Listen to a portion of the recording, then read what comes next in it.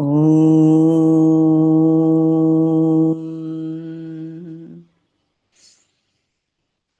Om.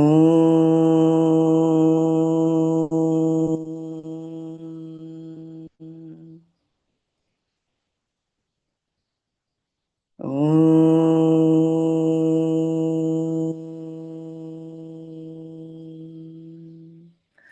Om Sahana Vavatu Sahanau Bhunaktu Saha Viryam Karavavahai Tejasvinavadhitamastu ma vidvishavahai. Om Shanti Shanti Shanti.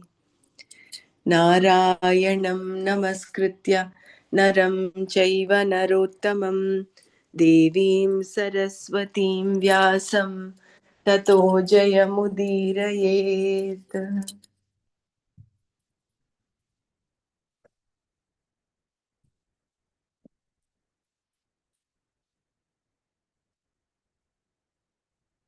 So I think we stopped at the 18th verse, right? And we said we will repeat this 19th one more time. Were we able to do any of this today? Okay, No. let me start with it. Yeah, let me start with this. Ya enam veti hantaram yaschainam manyate hatam ubhau tau na vijanitaha nayam hanti na hanyate. Okay. Is someone else sharing screen?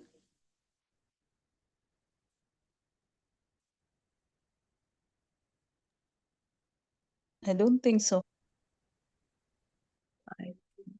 Okay.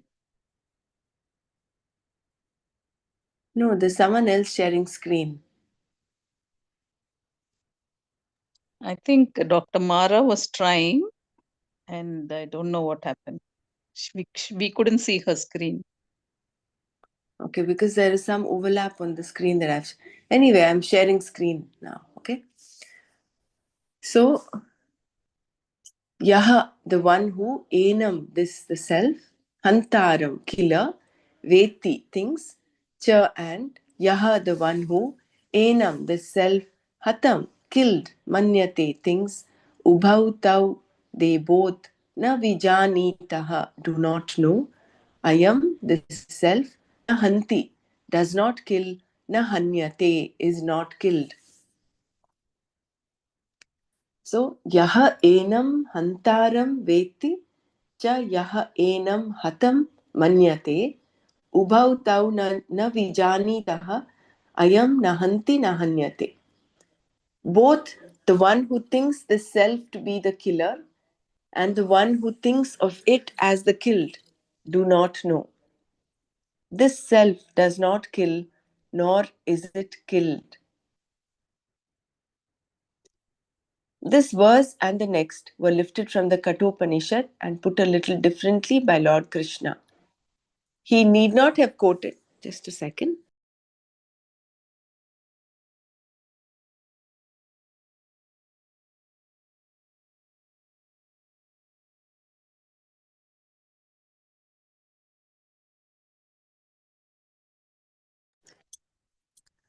He need not have quoted an Upanishad since he had the authority to propound the vision in his own way. But he respected the Upanishad because it is a means of knowledge, a pramana grantha. Therefore, whatever he says should have the sanction of the Upanishad. Krishna does point out elsewhere in the Gita that the Upanishads were his own creation. He says, I am the one to be known through the Vedas. I am the one who initiated these Vedas. Thus, throughout the Gita, Krishna always talks as Ishvara.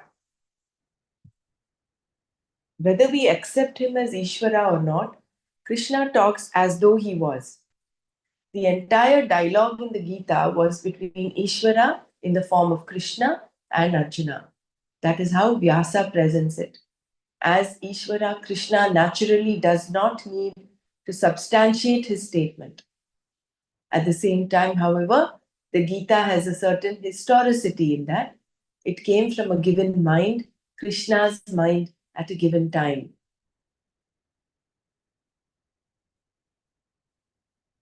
So, and because of this historicity, Gita assumes the nature of a smriti. See, what is heard and received by one generation from another is called shruti, whereas what is born of someone's mind is called smriti. What Krishna says has the status of smriti and not shruti.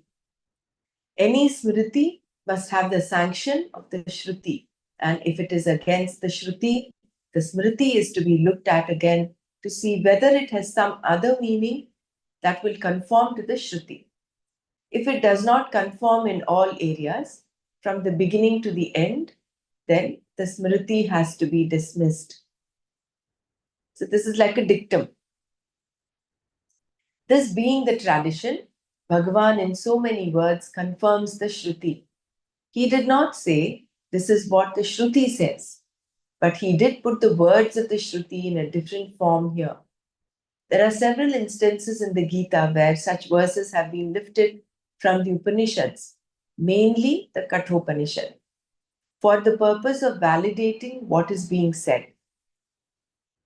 Shankara begins his commentary of this verse by saying that Bhagavan presents the next two verses taken from the Kathopanishad to support what he has been saying, meaning that the Shruti is a pramana that is like a witness. Generally, to validate an event that took place, you have a witness who says, yes, I saw that happen. Similarly, to validate what he was saying, Bhagavan needed a witness and called upon one.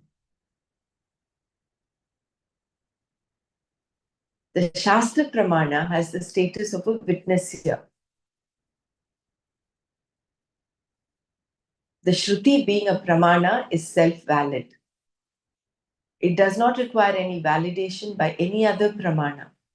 All that is necessary is that it does not contradict any other Pramana. If the Shruti can be contradicted by any other means of knowledge, it ceases to be a Pramana. In other words, the Shruti need not be validated by any other Pramana for it to be established as a Pramana. That is why reasoning is required so that you can prove that it is not contradicted in any way. If someone says the Shruti is contradicted by his or her experience, then reasoning is used to show how the person's conclusion regarding the Shruti or one's experience is wrong. By reasoning, then, we show that what the Shruti says is not contradicted by any other means of knowledge and is therefore a pramana.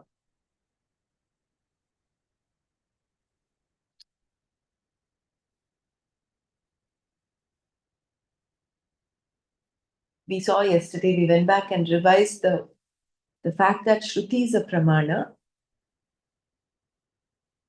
not to establish the Atma as an object of knowledge, but to remove the confusion.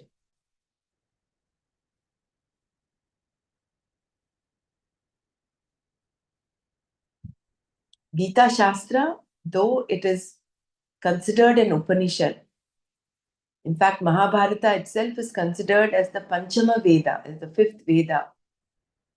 But because it has a historicity, it has happened and it was ascribed at a particular time in history, it is given the status of a smriti. It has the status of a smriti and not shruti. Shruti is considered what is heard and what is handed down over generation to generation. Shruti is something that is not written. It is only something that is heard. And therefore it doesn't have an author as such. So the Kathopanishad is Smriti, you said? Shruti. All the Upanishads, Or Shruti, right? Vedas are considered, yeah, all the Upanishads are part of Shruti. Yeah. But the Smriti is more of like Yeah. somebody Smriti is had more like a doctrine. It is more like it's something that is documented something. documented, yeah, not a Yeah. doctrine, documented.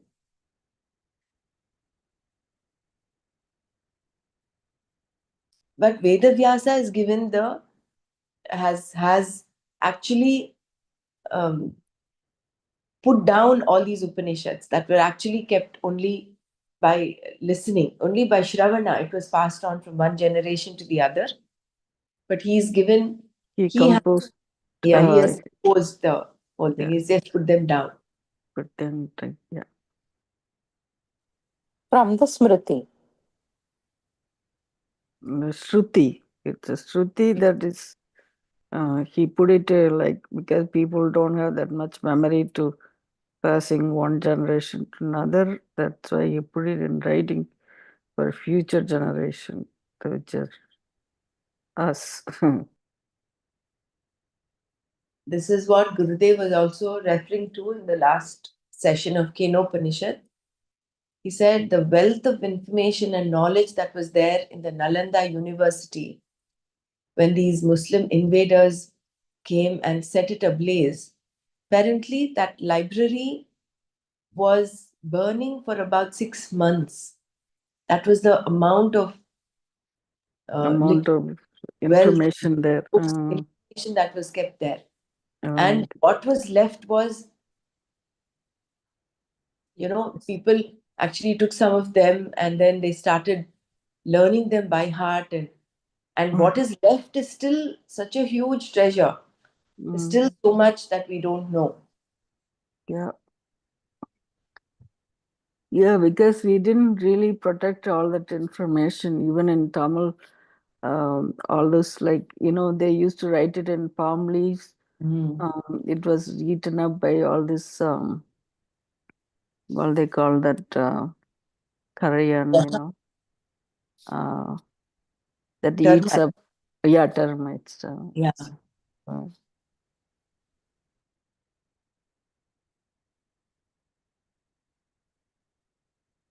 The word enam in this verse refers to Atma, which is self evident, which is Sat, the very basis, the truth of all Asat, and which is Nitya and Aprameya, all of which has been stated previously.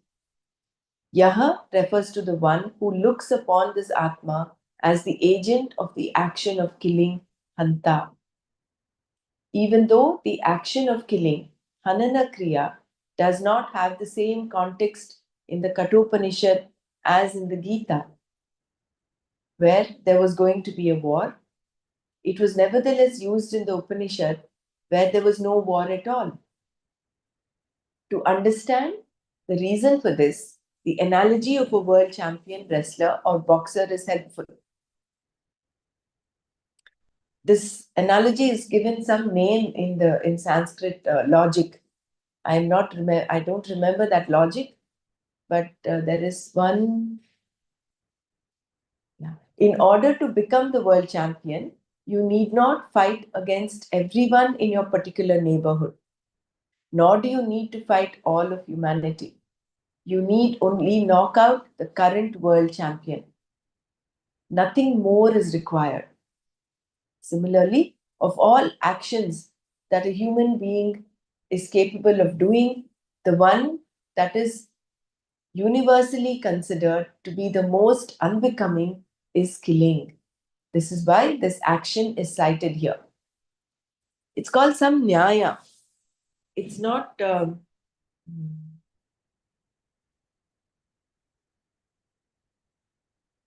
is, you don't need to, in order to be the champion, you don't need to kill everyone. You don't need to fight everybody.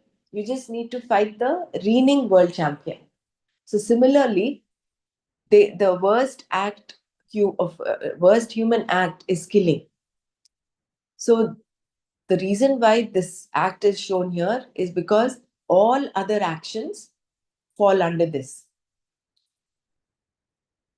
Maybe we'll get that nyaya. It's given somewhere elsewhere in the Gita. I never kill and I'm never killed. With reference to killing, Atma is looked upon in two different ways in this verse. One person may consider the Atma to be the killer, Hanta, the doer of the action of killing, and another person may consider himself or herself to be the object of the killing. One thinks Atma is the Karta, the doer of the Hanana Kriya, the act of killing, and the other one thinks the Atma is the Karma, the object of the Hanana Kriya, meaning that he or she is subject to destruction. The one who looks upon the Atma as subject to destruction thinks that Atma can be objectified. Krishna says here that both of them do not know the Atma. Ubhautau na vijanitah. Atma does not perform the act of killing, nor is it destroyed by anyone else. It is neither a killer nor the object of anyone's killing. Na ayam hanti, na hanyate. This means that Atma is neither karta nor karma. If Atma can neither kill nor be killed, again the question must be asked, how can one grieve? No one can harm Atma, nor can the Atma harm itself. It is not a karta. Not even Ishvara can destroy the Atma, as Shankara pointed out.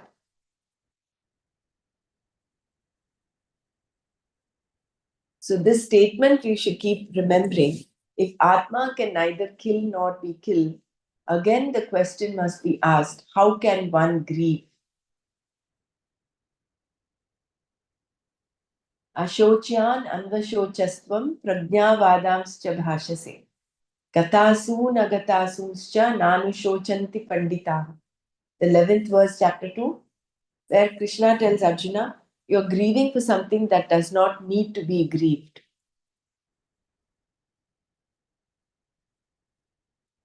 So, whether for those that have lost the breath, that is, those that have been killed, or those that are still breathing, those that are living, for neither of them, Panditaha, those that know the nature of Atma, those that have recognized Atma, would not grieve. So, anytime we are overcome by some sorrow or misery, just this knowledge that I am not this body, mind, sense complex. The Atma is beyond grief because the Atma is not a karta, neither is it karma. In the previous verse, we saw that kartra karma, the subject object division, is not possible for Atma. And this statement is validated in the present verse. So the verse number 17, I'll just read the verse once.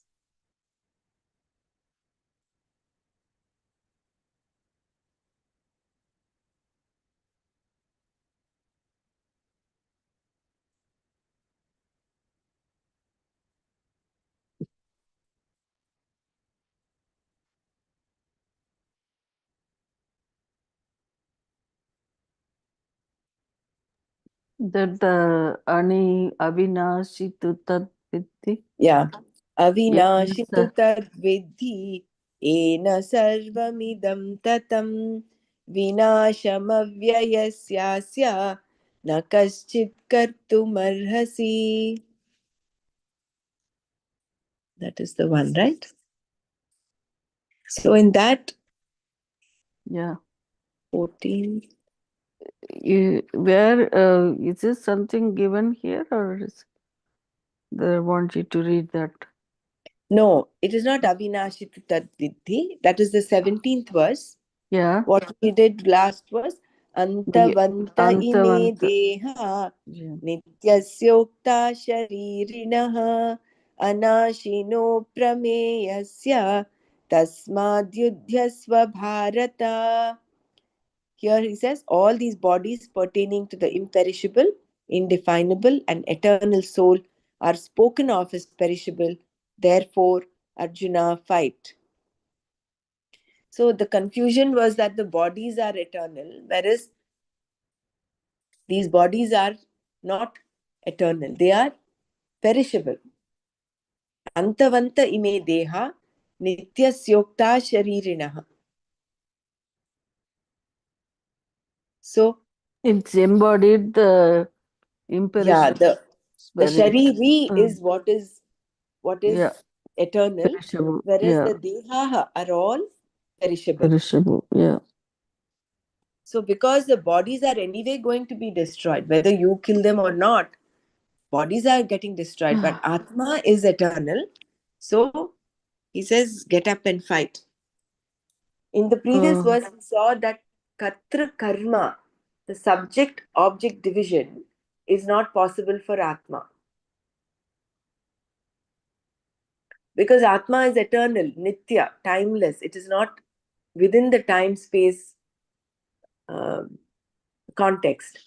And this statement is validated in the present verse, which is a replica of the Shruti. Atma, therefore, is neither the subject of an action nor the object of an action. The status of doership, kartritva, is imposed upon the Atma, while Atma itself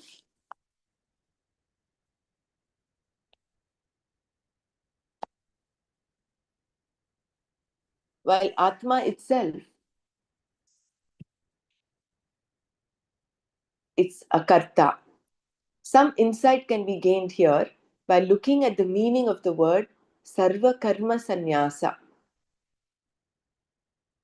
In fact, there are two types of sannyasa. Sannyasa as a lifestyle and sarva karma sannyasa. Karma sannyasa is present in both types of sannyasa.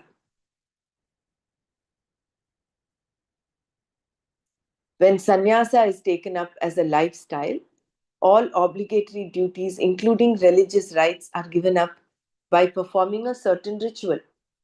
This ritual is the last ritual a sannyasi performs, one that absolves him or her from those rituals and duties that are enjoined by the Vedas. This is karma sannyasa. So, karma sannyasa is there in both types of sannyasas. One is sannyasa as a lifestyle, second is sarva karma sannyasa. But this karma sannyasa does not remove the doership, the kartritva in you. Sarva karma sannyasa is knowing the Atma, the I, Aham, as free from action.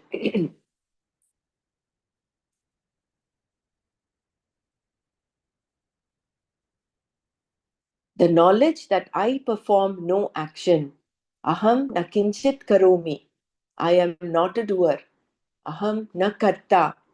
Frees me from all actions. This freedom is called sannyasa here. Because a sannyasi who is taken to the lifestyle of a sannyasi, or lifestyle of sannyasa, yes, has given up all karmas that are enjoined by the Vedas, both spiritual duties, religious duties, as well as non-religious duties. So all that he has given up, that is just pure karma sannyasa. But sarva karma sannyasa is when the doership is also given up.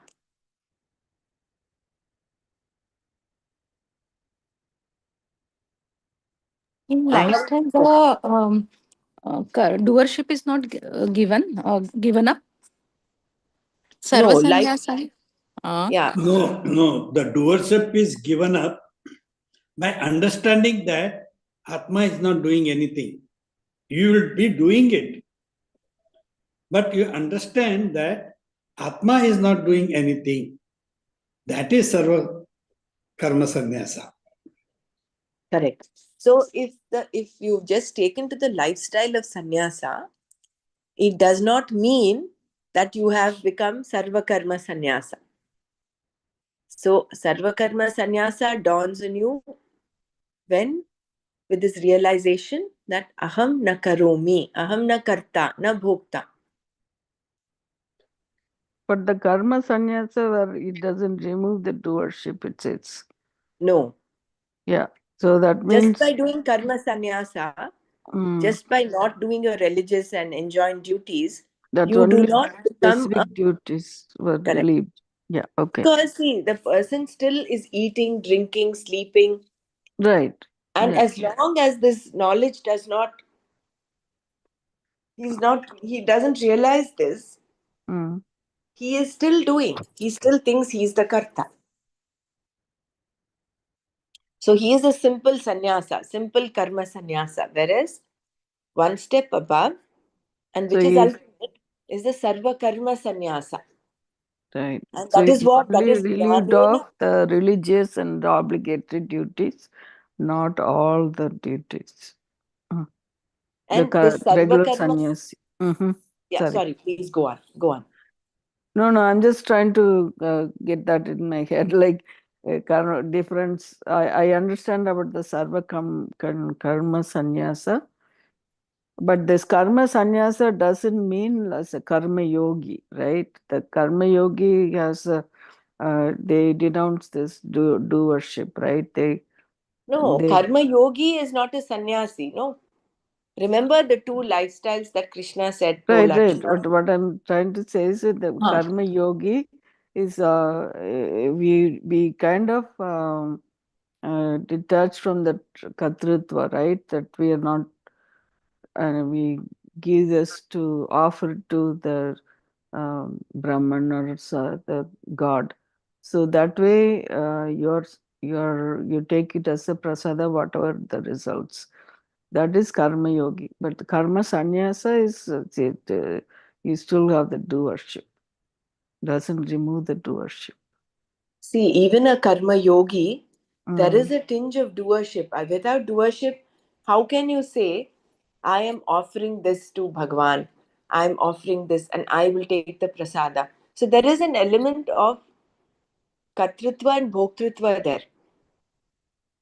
Even for a karma yogi.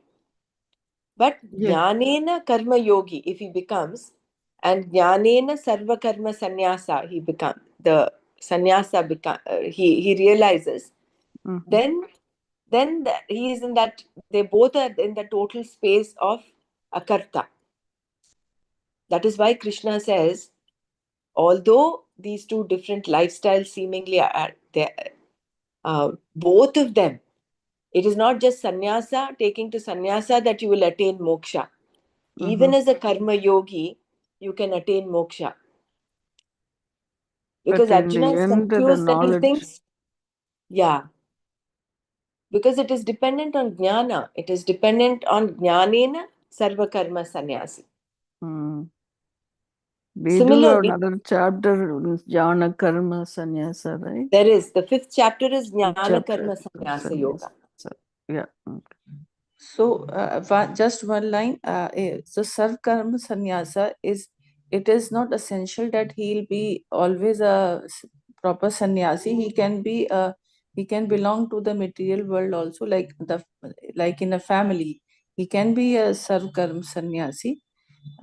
Isn't it like this?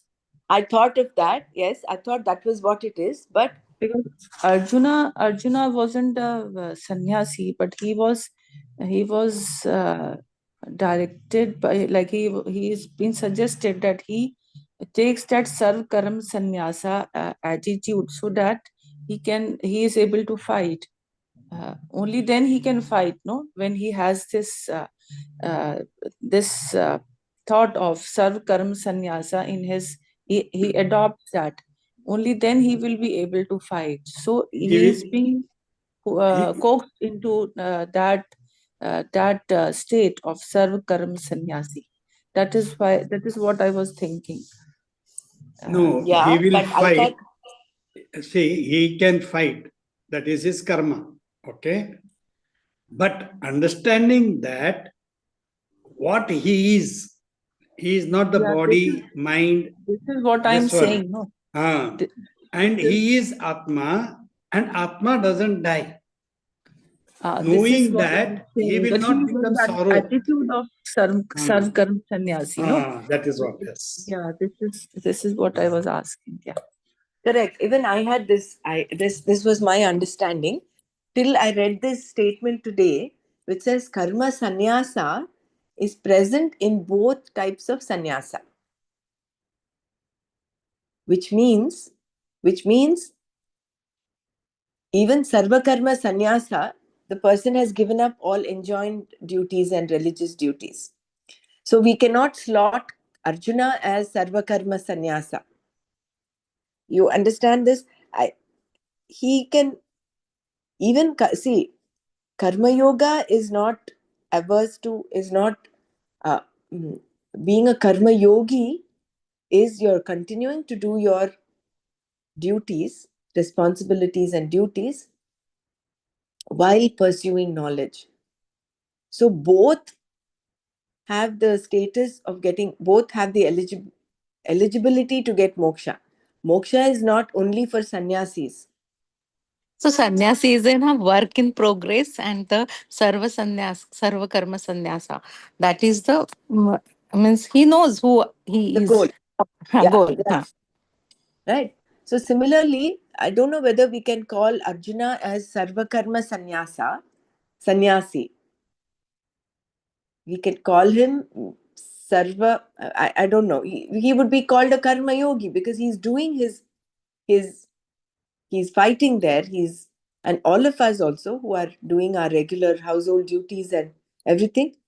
If we take to the fall align uh, with the principles of karma yoga, then we will all be karma yogis. And then with the knowledge that aham na karta, then you can. I'll just clarify this with Nana once and come back, because even I had this thing that sarva karma sannyasa is irrespective of whether you're a sannyasi or a karma yogi, is what was my understanding. But this karma sannyasa is present in both types of sannyasa. And then sannyasa is of two types. Sannyasa is a lifestyle and sarva karma sannyasa.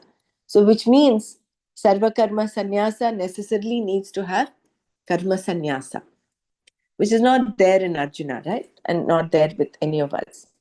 So I'll just clarify this part. I think it may This, come in this the third sentence, chapter also. I think it will come again, I think. sarva karma sannyasa is knowing the atma, the I, aham, as free from action. So he knows, means the goal is established already in him, I think. And this statement, inaction and action, would that have some reference here? Because I'm not able to understand inaction in action. Well, that's one. And secondly, I think in the second chapter only, this Chayana's Bhagavad Gita, I remember he said that Krishna said, do everything with a yagya bhav. So when you're doing your karma as an offering to the Bhagavan, as an instrument of the Bhagavan, then there is that knowledge that you are not the doer, you're doing for the divine. Is that an understanding of yagya bhav? When you're doing it as a yajna bhav, what you're relieving yourself of is raga dveshas. The doership is not completely gone because you're doing it, right? You're offering it. You're offering it to the divine. So there is that little dvaita bhava there. See, non-worship comes when there is total advaita. Atma is a non-doer. So whenever we say use the word we are doing, then we are doing it. So when we come to the Atma, we are not doing anything. And when the sannyasa is taken as a lifestyle, all obligatory, that sentence, including religious duties, are given up by performing a certain ritual. So what is that certain ritual? This ritual is the last ritual a sannyasi performs. Yeah, there is some ritual they do. and after that they are absolved of all the other rituals. It is, I don't know the exact details of that. The ritual what we like when Nanaji was teaching, the last ritual which is performed when a person dies, that is done so that Okay, हाँ. his material Name change then, हाँ. is completely like he's considered to be as a dead person, though living, but that all the rituals which we do for a dead person, we do for a person so that he becomes a sannyasi. This is what I remember.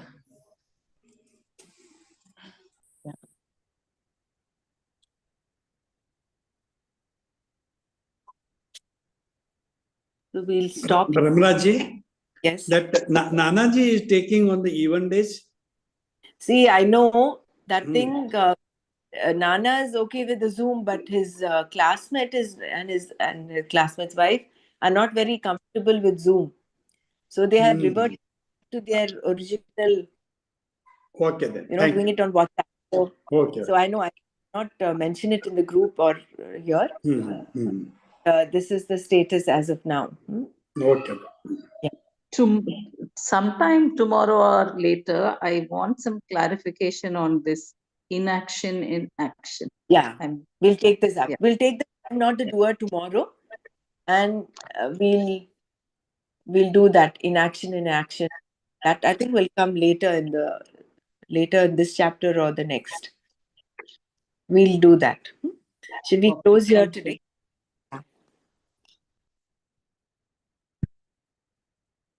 Om Loka Samasta Sukhino Bhavantu. Om Shanti Shanti Shanti. Om Tat Sat Shri Krishna Arpanamastu. Jai Gurudev.